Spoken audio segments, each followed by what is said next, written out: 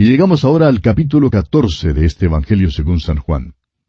Las divisiones de la Biblia en capítulos son buenas porque nos ayudan en nuestro estudio de la Biblia, pero a veces la división no ocurre en el mejor lugar. Y creemos que esto es lo que ha ocurrido aquí entre los capítulos 13 y 14. En verdad, lo que nuestro Señor dice en el principio del capítulo 14 es una continuación de lo que le estaba diciendo a Simón Pedro en el capítulo anterior. Vimos en el capítulo 13 que Simón Pedro declaró que estaba dispuesto a morir por el Señor. Luego, el Señor Jesús le dijo que él, Pedro, le negaría 3 veces antes de la hora en que el gallo cantara por la mañana. El Señor Jesús aquí sigue hablando y todavía le habla a Simón Pedro. Esta porción de las Escrituras ha servido de mucho consuelo al pueblo de Dios a través del correr de los años. Hemos llamado a este capítulo el capítulo más conocido de toda la Biblia. Hace años, un programa radial hizo la sugerencia a sus oyentes de que escribieran informando cuáles eran sus capítulos favoritos de la Biblia. Claro que se esperaba que el capítulo 14 de Juan se encontrara entre sus favoritos. Pero ocurrió que más radioescuchas indicaron el capítulo 14 de Juan que todos los demás capítulos juntos. Amigo oyente, el contenido de este capítulo 14 le fue dado a un hombre en una hora de emergencia, en una hora de crisis, y le fue dado para ayudarle a superar su dificultad. Le fue dado para sostenerlo durante aquella noche oscura de negación y para traerle a una relación correcta con Dios. Le fue dado para consolarle. Y este mismo capítulo ha suavizado el golpe para multitudes de personas desde aquel día hasta la hora presente. Leamos pues el primer versículo de este capítulo 14 del Evangelio según San Juan. No se turbe vuestro corazón. Creéis en Dios, creed también en mí. En este mismo momento, los hombres por todo el mundo están buscando consuelo. Tratan de conseguir la paz en sus corazones. Pero solo Jesús puede traer aquel consuelo, aquella paz tan anhelada. Y aquí Jesús nos da la base para aquella fe. Creéis en Dios, creed también en mí, dice el Señor. En el idioma griego, estas palabras pueden ser un imperativo o un mandato. Creed en Dios, creed también en mí. Ahora, junto con la palabra creed, encontramos la preposición eis, que significa en. Y cuando Juan habla en cuanto a la fe salvadora, siempre incluye esta preposición. La fe no es inactiva ni pasiva. Significa creer en o creer a. Es una fe activa, una confianza a la que uno se encomienda. Si usted cree que su automóvil le llevará a su casa, ¿cómo es que llega a su casa? ¿Simplemente creyéndolo? No. Usted lo cree lo suficiente como para confiar en el automóvil. Entre en él y confía que le va a llevar a su casa. Bueno, así es como uno se salva. Usted cree en Cristo, confía en Él. Hay quienes tratan de declarar que Jesús nunca enseñó acerca de su deidad. Y nos gustaría saber qué es lo que Él dice aquí en este primer versículo, si no es que se hace igual a Dios. Su declaración aquí aclara muy bien que primero es necesario creer en Dios, y entonces ya no somos ateos. Luego, para ser cristiano, es necesario tener una fe personal y una confianza en Cristo. Las dos son necesarias. Leamos ahora el versículo 2 de este capítulo 14 de Juan. En la casa de mi Padre muchas moradas hay. Si así no fuera, yo os lo hubiera dicho. Voy pues a preparar lugar para vosotros. Vamos a dejar en claro, en primer lugar, lo que es la casa del Padre. La casa del Padre es este universo vasto en el cual usted y yo vivimos. Vivimos en uno de los planetas más pequeños. Somos simplemente un puntito en el espacio. El hecho es que si pudiéramos alejarnos lo suficiente, nadie nos podría ver ni con un telescopio más potente. Pero vivimos en la casa del Padre. Hay un librito que se intitula Este universo que se extiende. Y ese libro nos cuenta acerca de cómo vivimos en un universo que siempre se sigue extendiendo. Primero, los hombres pensaban en la Tierra como las estrellas, como si fuesen pequeñas lamparillas atornilladas en la parte de arriba del universo. Luego, los hombres empezaron a explorar y descubrieron que nos hallamos en un sistema solar. Somos en verdad un planeta menor que gira alrededor del Sol, y hay otros planetas que bailan con nosotros. Nosotros, junto con los demás sistemas solares, estamos en un sistema galáctico, y cuando usted mira arriba a la Vía Láctea, usted ve el otro lado de nuestro sistema galáctico. Ahora, amigo oyente, eso es solamente un solo sistema galáctico. hay todavía muchos otros sistemas galácticos que hacen que el nuestro parezca un maní en el espacio. Se nos dice que nuestro vecino más cercano, Andrómeda, queda como a unos 200 millones de años luz de nosotros. De modo que, amigo oyente, no vaya usted hasta nuestro vecino más cercano en el sistema galáctico para pedirle prestado una taza de azúcar o de café por la mañana, porque no les será posible volver para el almuerzo. Ahora, aún estos sistemas galácticos no constituyen en manera alguna el fin del espacio. Más allá de ellos hay lo que llaman cuásares. Ahora, la razón por la cual los astrónomos los llaman cuásares es porque realmente no saben lo que son. Han hallado estos cuásares mediante gigantescos radiotelescopios como los que tienen en el desierto de Mojave y en Arecibo, Puerto Rico. Y han encontrado que más allá de aquellos cuásares hay otros. Puede ser, pues, que vivimos en un universo infinito. Simplemente no sabemos cuán vasto es este universo. Es concebible que un Dios infinito haya creado un universo infinito. Si hay un universo infinito, tiene que haber un Dios infinito.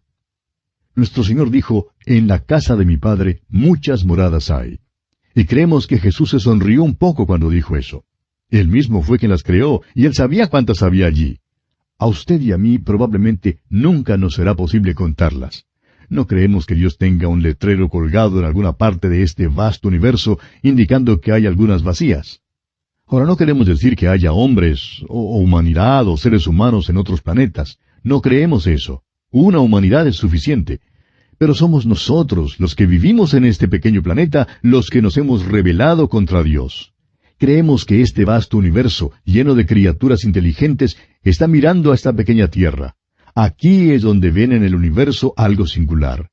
Ya sabían algo en cuanto a la sabiduría de Dios y de su persona y su poder, pero no sabían nada en cuanto a su amor, hasta cuando la segunda persona de la Trinidad, el Señor Jesús, bajó a esta tierra y murió en la cruz, porque de tal manera amó Dios al mundo, que ha dado a su Hijo unigénito. Entonces hubo una manifestación del amor de Dios en esta tierra. Usted y yo creemos a veces que valemos algo, que tenemos algún valor. Bueno, no deseamos ofender a nadie, pero, amigo oyente, ¿sabe usted que la raza humana no es digna de salvarse?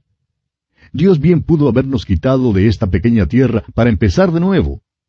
Podría habernos mandado fuera de la existencia sin perder mucho. Pero así no estaría demostrando su amor. Estaría demostrando la justicia, pero no el amor. Dios es justo, pero también nos ama.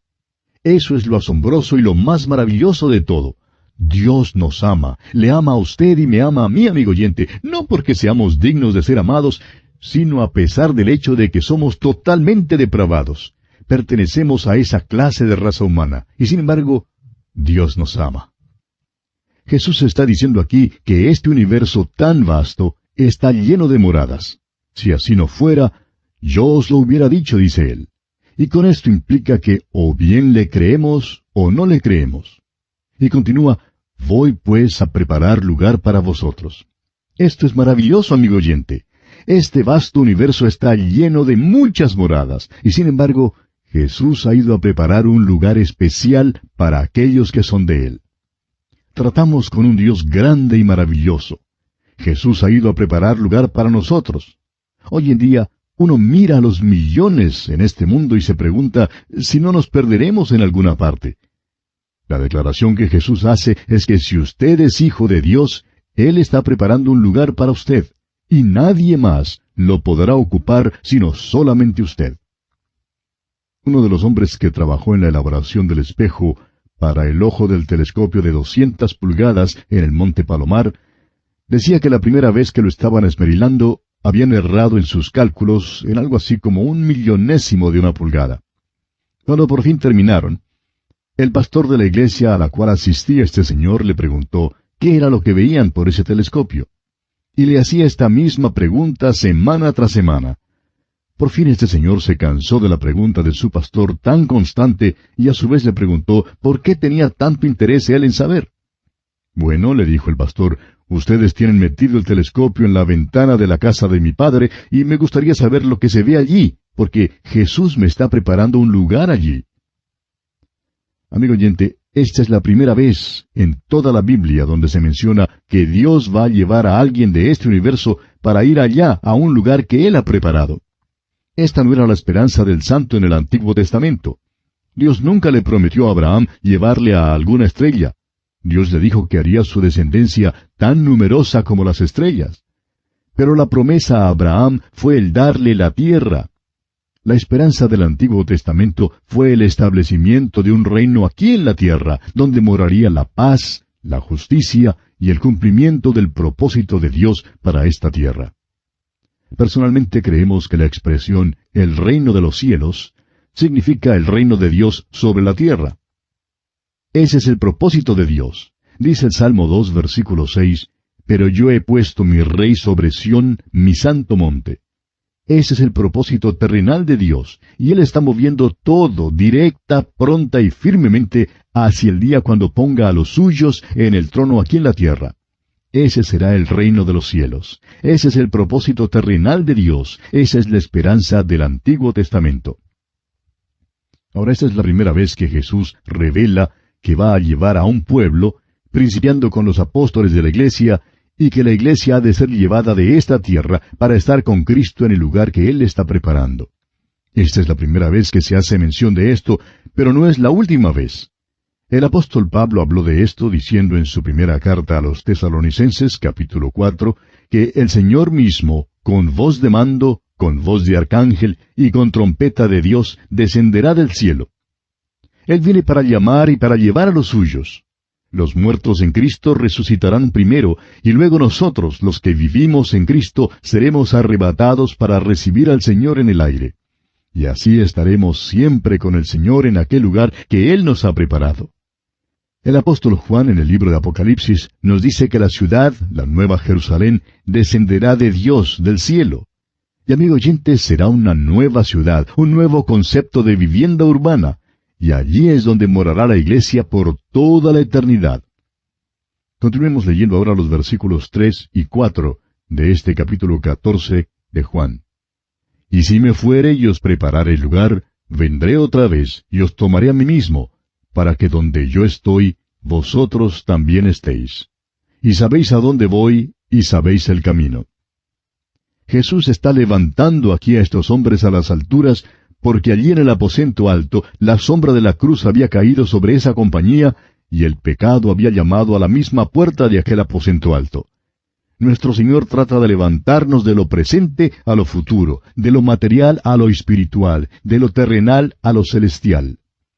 Jesús les dice dos cosas: el destino, que es el dónde, y el camino, que es el cómo. Ahora encontramos allí a un apóstol sentado que se llama Tomás, el que duda.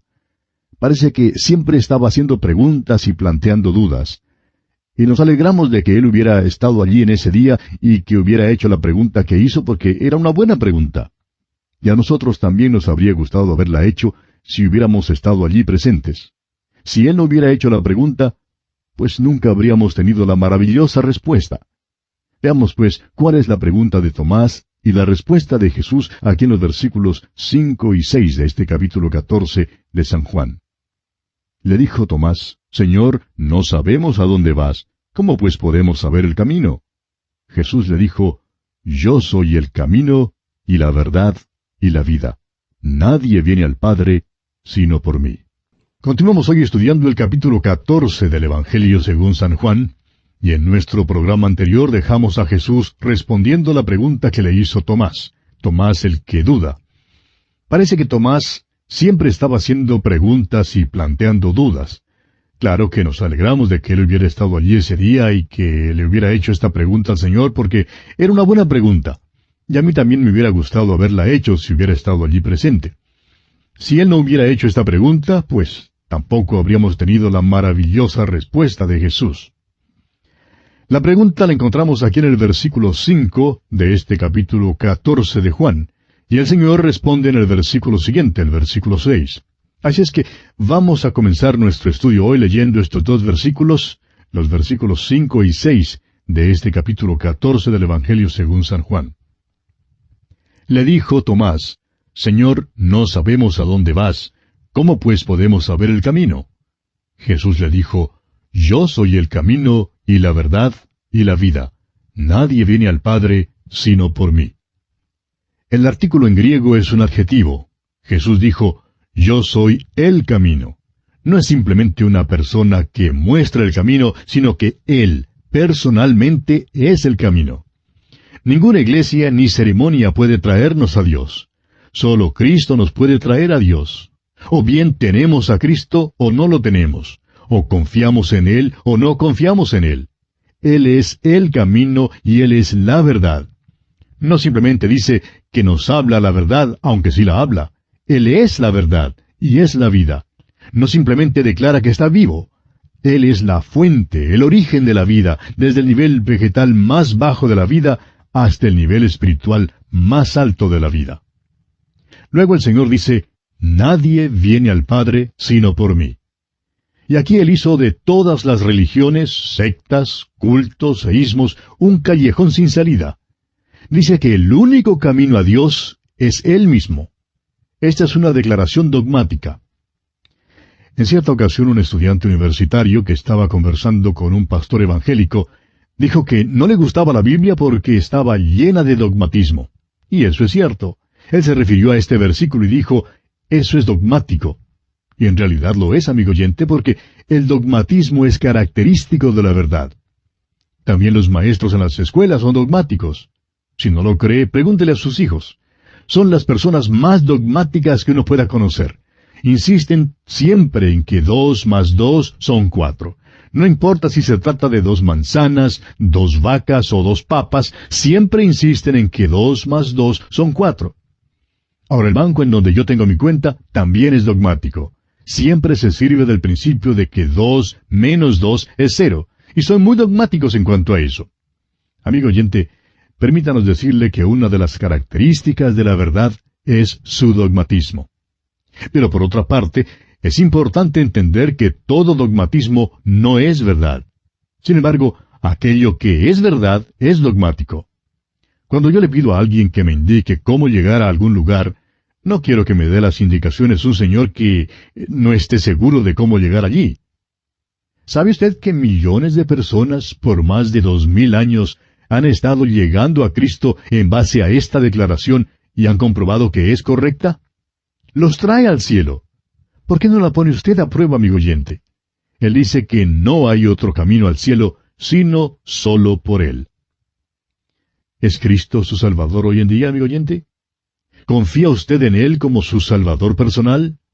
Solo Él le puede salvar. Todo lo que Él le pide que haga es que venga a Él.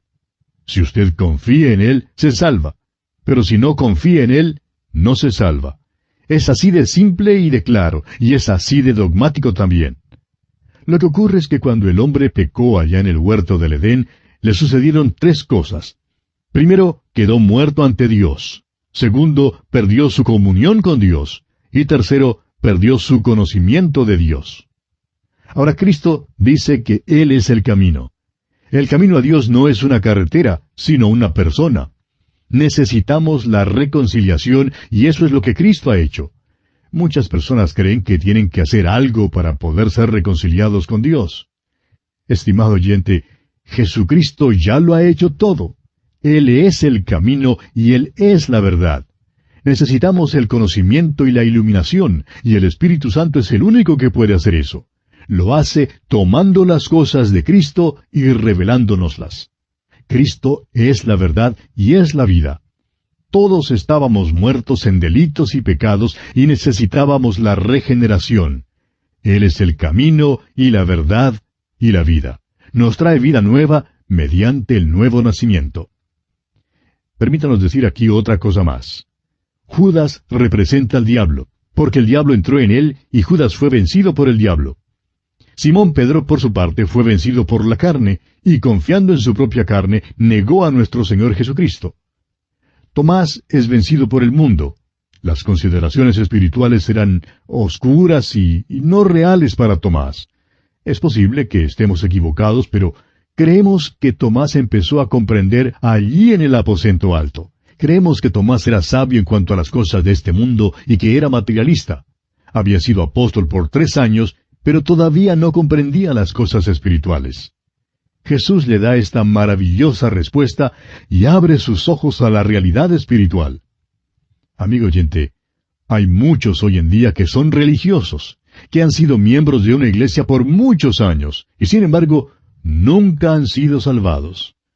Si usted se halla entre estas personas, entonces escuche la palabra de Dios. El Espíritu de Dios tomará esta palabra y abrirá sus ojos. Jesucristo es el camino y la verdad y la vida. Ahora el Señor continúa hablando aquí en los versículos 7 y 8 de este capítulo 14 de Juan, y dice, «Si me conocieseis, también a mi Padre conoceríais, y desde ahora le conocéis y le habéis visto». Felipe le dijo, «Señor, muéstranos el Padre, y nos basta». Felipe era un individuo muy callado, lo opuesto del locuaz Pedro. Creemos que Felipe habló muy rara vez. Tenía un nombre griego y algunos creen que era griego, y bien pudo haberlo sido, pero también pudo haber sido un judío con nombre griego. Felipe, pues, era un hombre extraordinario, porque cada vez que le vemos, está trayendo a otros a Jesús. Usted recordará que él fue quien trajo a Natanael. Felipe era un tipo callado, mientras que Natanael era una persona que siempre tenía una palabra o un proverbio listo. Felipe era el hombre serio, mientras que Natanael era más bien humorista. Nos hemos dado cuenta de que a veces los cónyuges son así. Uno es muy hablador, mientras que el otro es muy calmado, muy quieto. Pero Felipe fue quien trajo a los hombres a Jesús. Recuerde usted que los griegos vinieron a él diciendo que querían ver a Jesús. Y aquí en este versículo 8 de Juan 14, Felipe expresa la ambición más alta que pueda tener un hombre, el deseo más noble expresado por cualquier persona en toda la Biblia. Señor, muéstranos al Padre. Amigo oyente, permítanos hacerle una pregunta personal. ¿Cuál es el deseo de su vida? ¿Cuál es su meta principal? ¿Quiere usted enriquecerse?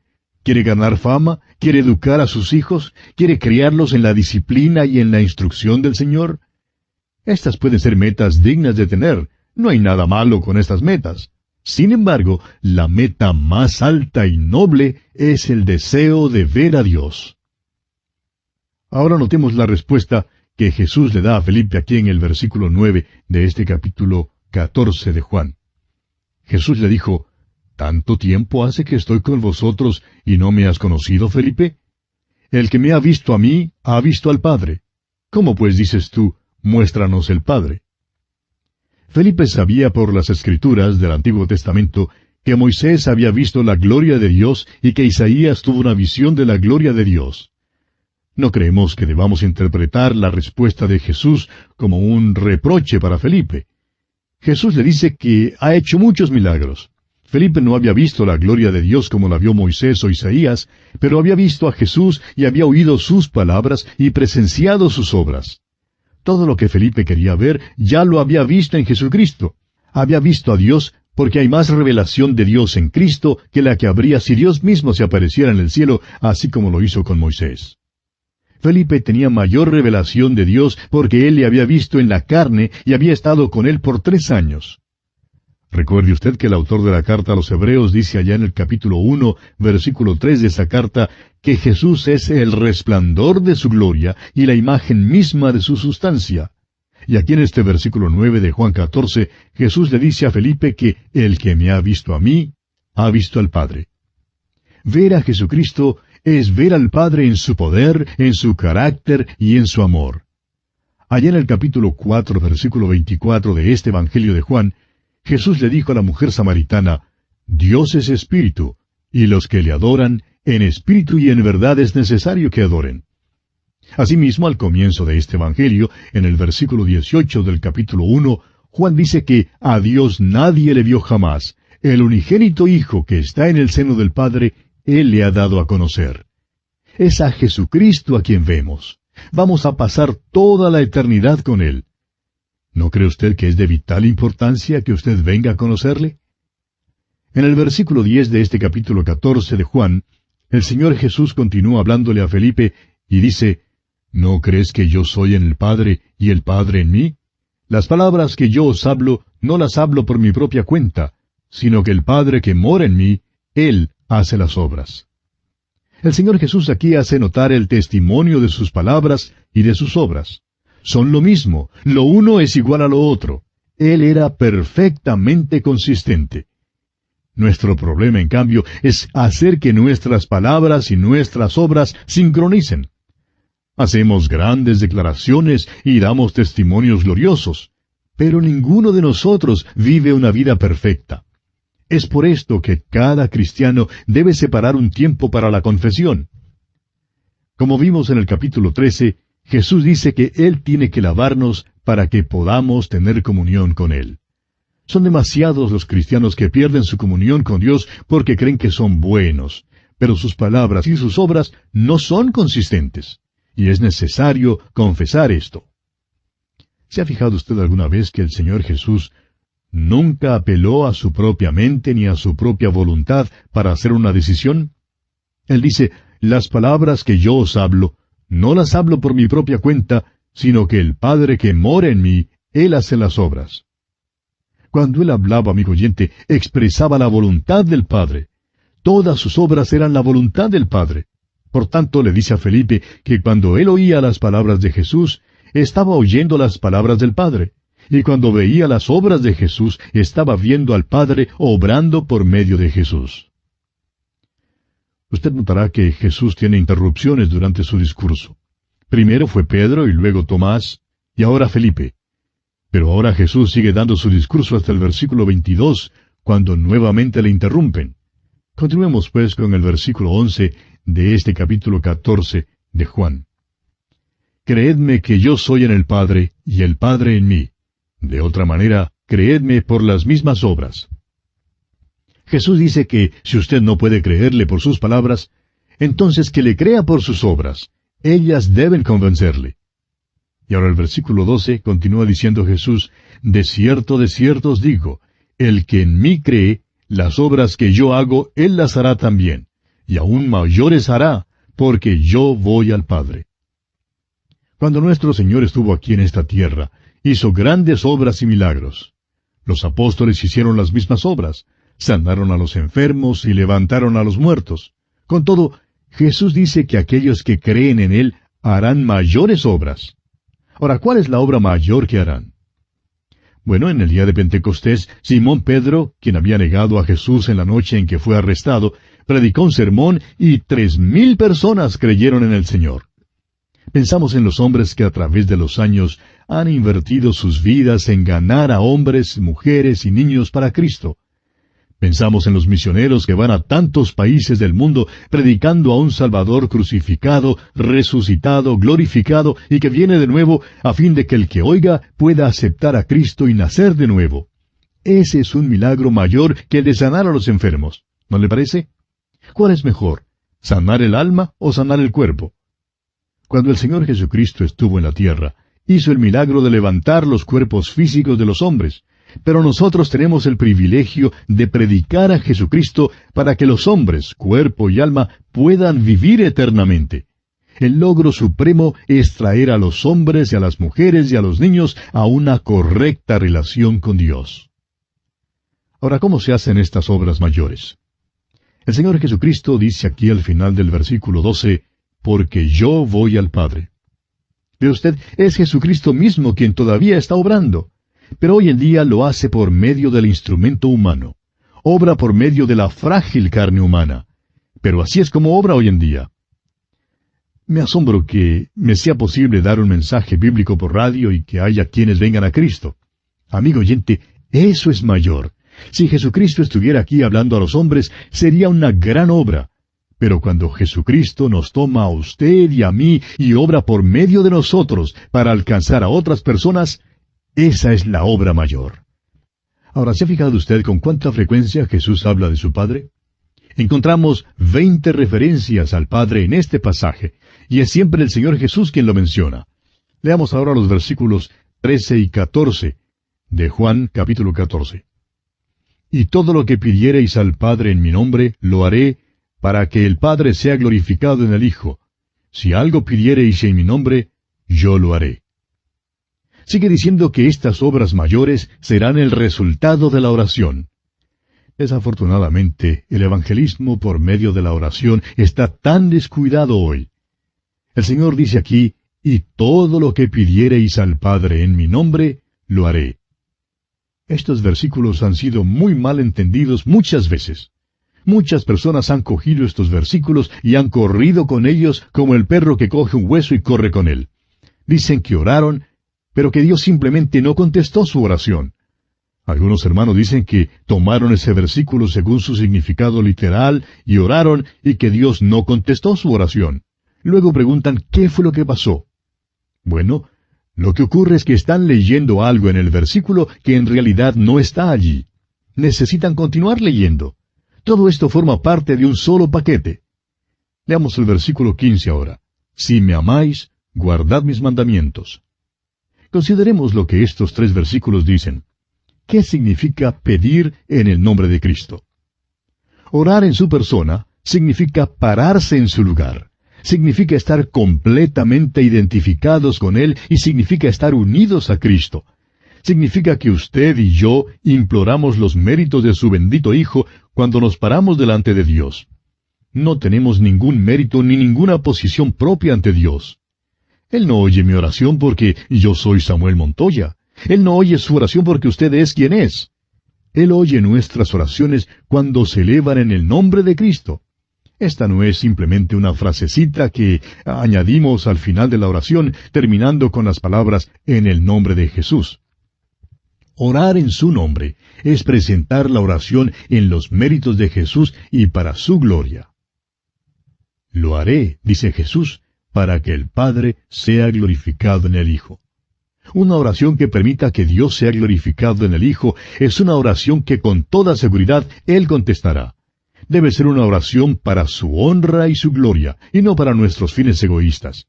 Cuando oramos en el nombre de Jesús y para la gloria de Dios, no estamos orando egoístamente para nosotros mismos, estamos orando para Él. Estamos orando para que el Padre sea glorificado en el Hijo. También depende de nuestra obediencia a Cristo.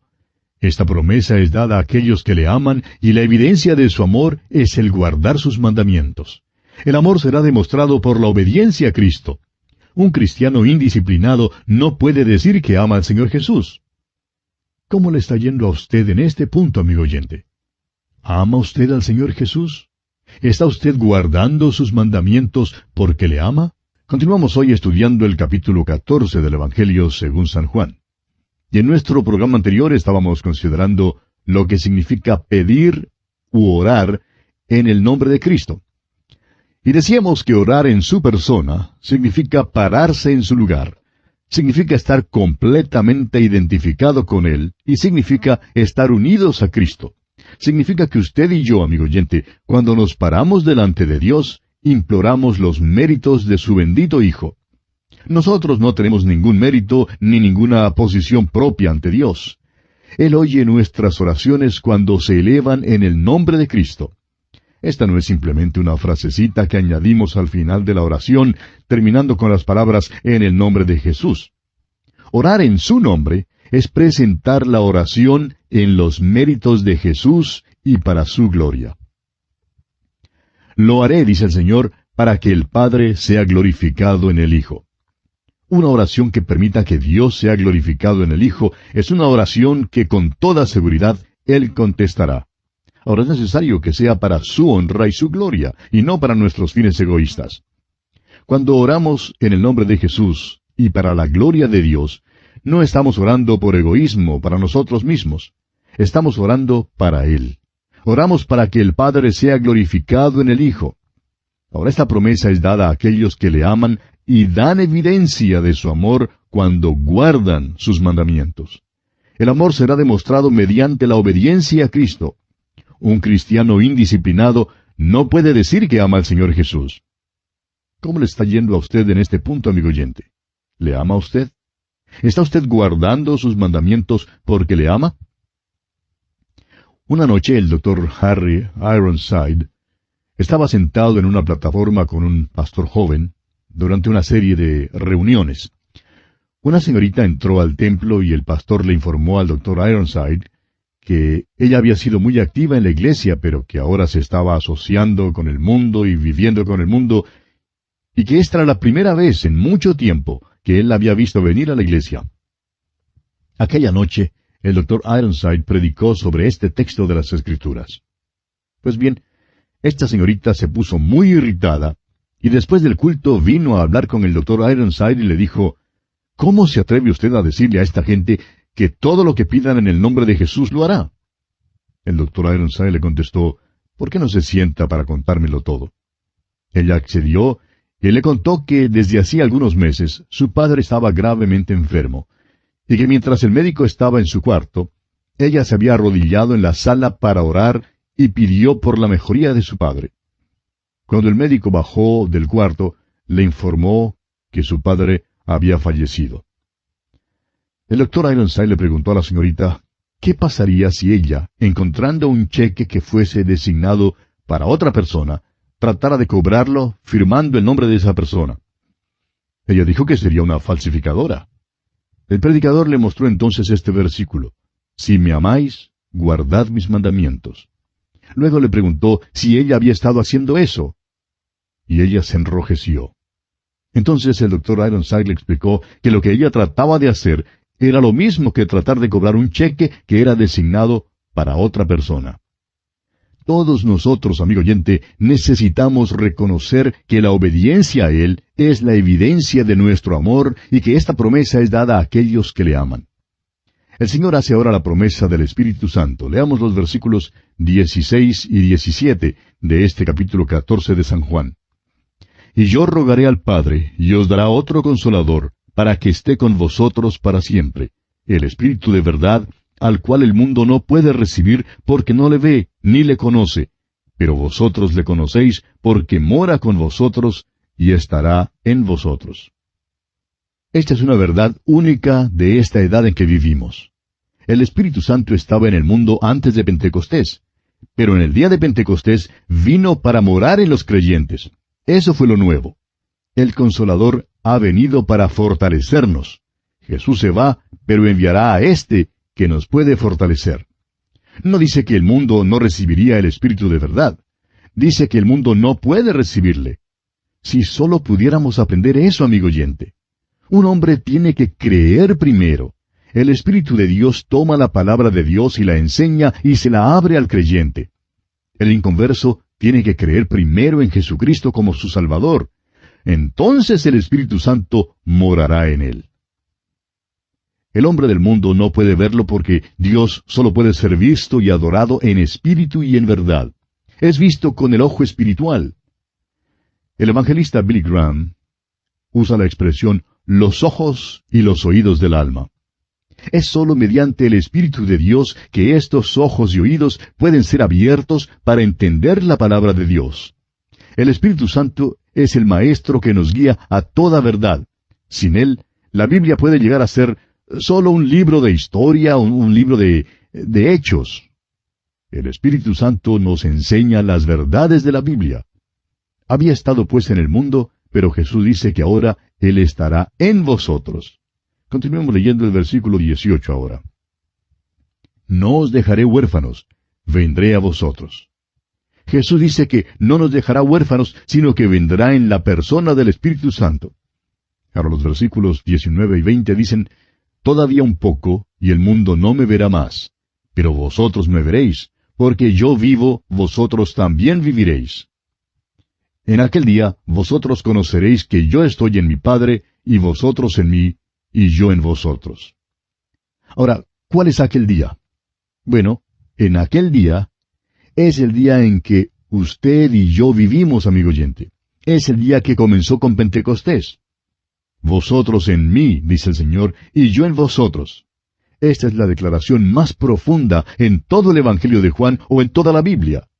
Aún a un pequeñito le es posible comprenderla, y sin embargo, ningún filósofo puede sondear las profundidades de su significado. Vosotros en mí. Esta es la salvación. Ser salvo significa estar en Cristo. Es por eso que el apóstol Pedro dice que somos salvos mediante el bautismo. Y el bautismo significa identificación, y significa ser identificado con Cristo. Dios ve a todos, o bien en Cristo, o bien fuera de Cristo. O estamos en Él por la fe, o estamos fuera de Él, todavía con los pecados.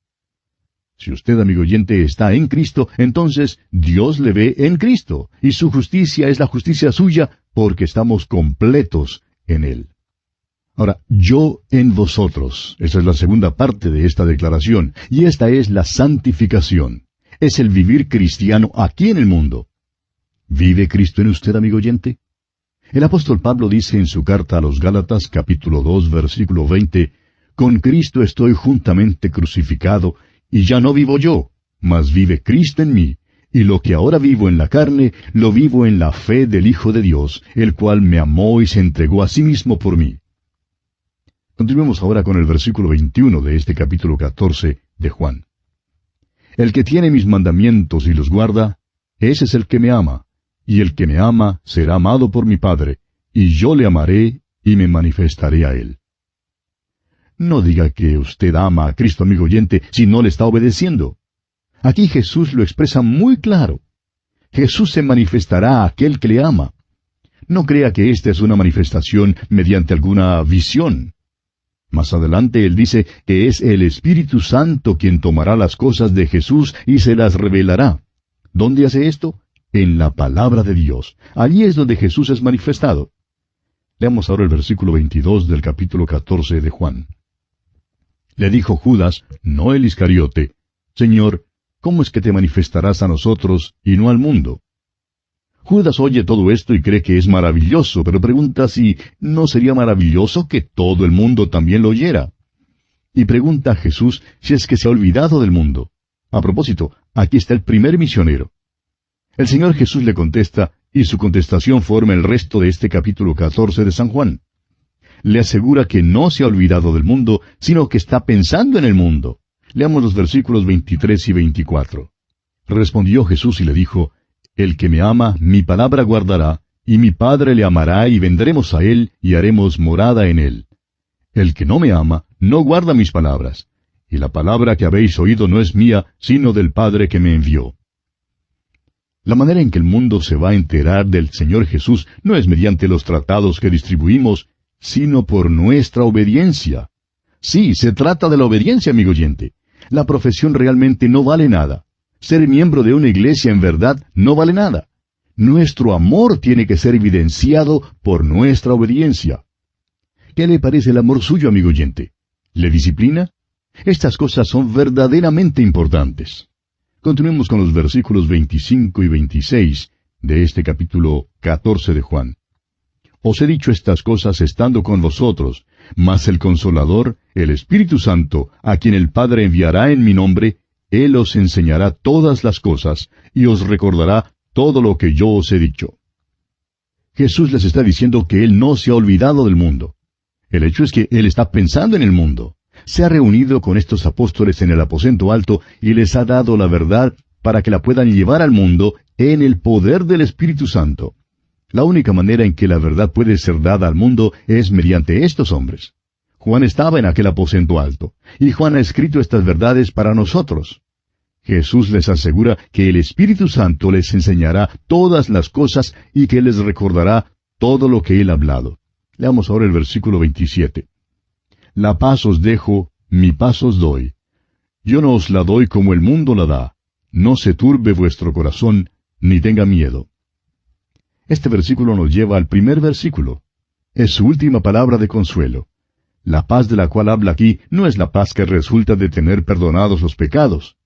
Esta es la gloriosa y maravillosa paz que viene al corazón de aquellos que se han entregado completamente al Señor Jesús.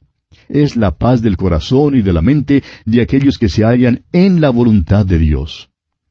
Veamos ahora los versículos 28 al 31 de este capítulo 14 de Juan. «Habéis oído que yo os he dicho, voy y vengo a vosotros. Si me amarais, os habríais regocijado porque he dicho que voy al Padre, porque el Padre mayor es que yo. Y ahora os lo he dicho antes que suceda, para que cuando suceda, creáis. No hablaré ya mucho con vosotros, porque viene el príncipe de este mundo, y él nada tiene en mí. Mas para que el mundo conozca que amo al Padre, y como el Padre me mandó, así hago. Levantaos, vamos de aquí. Jesús les dice que ellos deben de regocijarse porque Él se va, debido a las maravillosas bendiciones que vendrán sobre ellos. Jesucristo volvería al Padre, y luego les enviaría al Consolador. Les dice que no puede caminar ni hablar mucho con ellos, y la verdad es que así fue. El príncipe de este mundo venía. Jesucristo tendría entonces otro encuentro con Satanás, y creemos que tuvo lugar allá en el huerto de Getsemaní. Después iría a la cruz por los pecados del mundo, y luego de su ascensión, el Consolador vendría a los creyentes. Y esperamos que ahora mismo el Espíritu Santo le esté revelando a usted, amigo oyente, las cosas de Cristo. Y así dejamos el capítulo 14 del Evangelio según San Juan.